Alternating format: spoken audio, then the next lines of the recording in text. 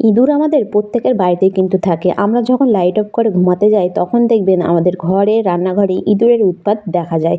এই ইঁদুর light off করার সঙ্গে সঙ্গে বেরিয়ে আসে এবং আমাদের যাবতীয় খাবার-দাবারে মুখ দেয় এবং আমাদের বাড়িতে থাকা জামাকাপড় এবং দেখবেন বই খাতা কেটে কিন্তু নষ্ট করে দেয়। এমনকি দরকারি কাগজপত্রও কিন্তু এরা কেটে নষ্ট করে।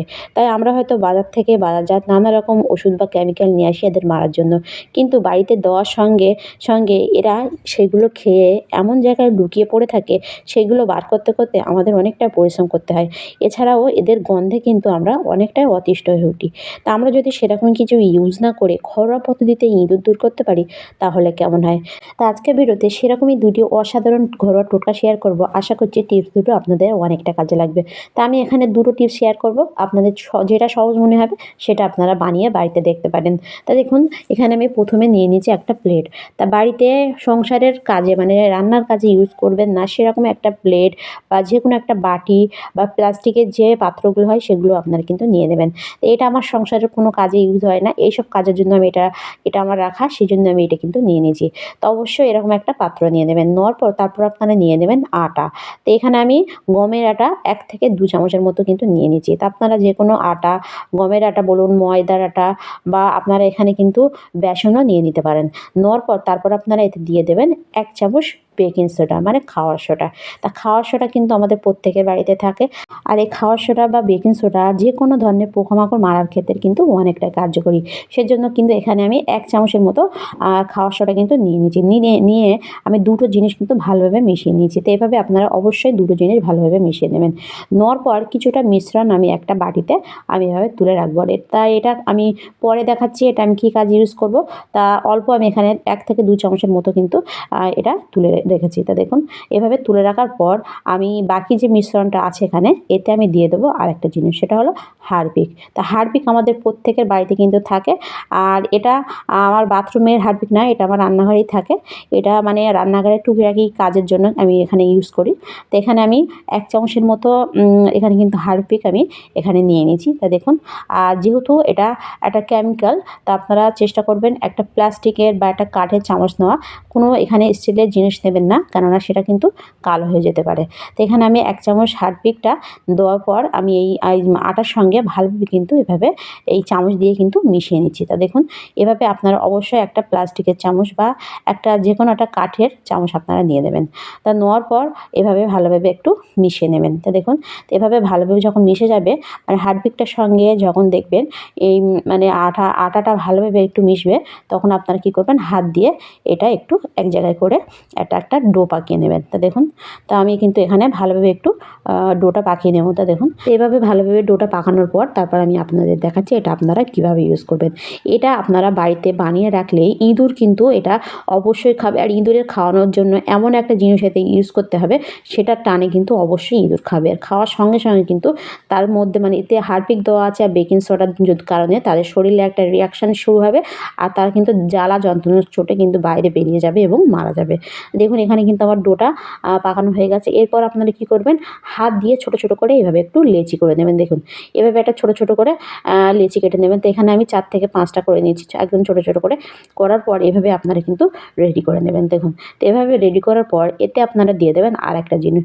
সেটা দিলে আপনারা দেখবেন তার টানে কিন্তু অবশ্যই ইঁদুর খাবে। তাই এখানে আমি নিয়ে নিয়েছি চিনি। তা আপনারা এখানে চিনি বা ঘি যেকোনো একটা কিন্তু এখানে দিয়ে দিতে পারেন। চিনি বা চিনির তৈরি যেকোনো জিনিস বা আপনারা দেখবেন ঘিও দেখবেন ইঁদুর খেতে খুবই ভালোবাসে। ঘিয়ের গন্ধে তারা কিন্তু অবশ্যই এটা খাবে।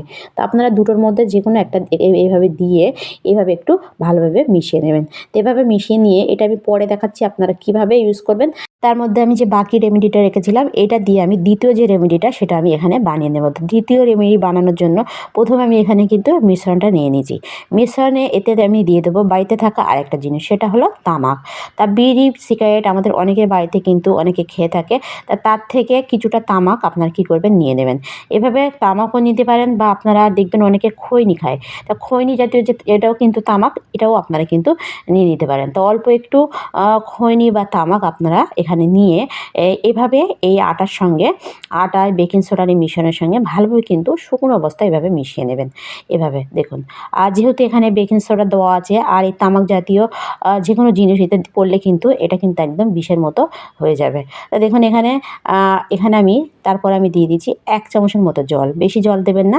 1 চামচের মতো, ওটা কিন্তু শুকনো অবস্থায় ভালোভাবে মিশিয়ে নেবেন। মিশিয়ে নেওয়ার পর কিন্তু আপনারা দিয়ে দেবেন 1 চামচের মতন জল। তো এভাবে 1 চামচের মতন জল দিয়ে আপনারা এটা ভালো করে একটু মিশিয়ে নেবেন। মানে এই মিশ্রণটা ভালোভাবে মিশিয়ে নেবেন। নিয়ে আপনারা হাত দিয়ে এভাবে একটু একটা ডো পাকিয়ে নেবেন। দেখুন আমি কিন্তু ভালোভাবে একটু মিশিয়ে নিয়েছি। নেওয়ার পর হাত দিয়ে একটা ডো পাকিয়ে তারপর আপনারা কী করবেন, ছোট, ছোট করে এভাবে একটু লেচি কেটে নেবেন এইভাবে দেখুন। এভাবে লেচি কাটার পর এটা আপনারা ভালোভাবে কিন্তু রেডি করে নেবেন। তো এখানে আমি 4টে লেচি কেটে নিয়েছি। আপনাদের ইচ্ছা মতো আপনারা 4টে 5টা আপনারা কিন্তু কেটে নেবেন। নিয়ে আপনারা এভাবে কিন্তু রেডি করে নেবেন। তো এখানে আমি 2টো মানে টোটকা বানিয়ে দেখাচ্ছি। তা আপনাদের ইচ্ছা মতো আপনারা যেকোনো একটা কিন্তু এখানে বানিয়ে নিতে পারেন। তো এটা আপনারা কোথায়, কোথায় কীভাবে ইউজ করবেন। আর এরা যে কতটা কার্যকরী আপনারা কিন্তু না করলে বুঝতে পারবেন না। কোনো রকম ওষুধ কেমিক্যাল ছাড়া কিন্তু এইটা দিয়ে আপনারা ঘর থেকে 1 রাতের মধ্যে কিন্তু ইঁদুর দূর করতে পারবেন। তা চলুন দেখে নেওয়া যাক এটা আপনারা কোথায়, কোথায় কীভাবে রাখবেন। তো দেখুন আমাদের প্রত্যেকের রান্নাঘরে আমরা যখন লাইট অফ করে ঘুমাতে যাই তখন দেখবেন লাইট অফ করার সঙ্গে সঙ্গেই যেখানে ইঁদুর লুকিয়ে থাকে সেখান থেকে কিন্তু ইঁদুর বার হয়ে আসে তারা খাবারের খোঁজে। আর তারা বার হয়ে এসে আমাদের রান্নাঘরে যেকোনো খাবারে মুখ দেয়। তা আপনারা অবশ্যই এভাবে গ্যাসের চুলার উপরে বা গ্যাসের চুলার তলায় বা এখানে যেখানে, যেখানে আমাদের যাবতীয় খাবার জিনিস থাকে সেসবের আশেপাশে আপনারা রেখে দেবেন এইভাবে। রেখে দিলে দেখবেন তারা এটা খাবার মনে করে অবশ্যই খাবে। আর খেলে কিন্তু তাদের শরীরে একটা রিঅ্যাকশন শুরু হবে। আর তারা কিন্তু এর রিঅ্যাকশনে ছটফট করতে, করতে বাইরে বেরিয়ে যাবে এবং মারা যাবে। এছাড়া আমাদের প্রত্যেকের ঘরের মধ্যেও দেখবেন ইঁদুরের বাসা থাকে। তা আপনারা অবশ্যই ঘরের মধ্যেও যেখানে দেখবেন ইঁদুরের উৎপাত বেশি সেসব জায়গায় রেখে দেবেন। এছাড়া আমাদের ঘর পরিষ্কার রাখা ওটা কিন্তু অনেকটা জরুরি। ঘরে যেসব বাক্সগুলো থাকে মানে কাগজের পেটিগুলো থাকে সেগুলো কিন্তু ঘর থেকে বার করে দেওয়াও আমাদের অনেকটা জরুরি। এতেও কিন্তু অনেকটা আমাদের বাড়িতে ইঁদুর বাসা বাঁধে। তা আপনারা অবশ্যই ঘরটাও পরিষ্কার রাখার চেষ্টা করবেন।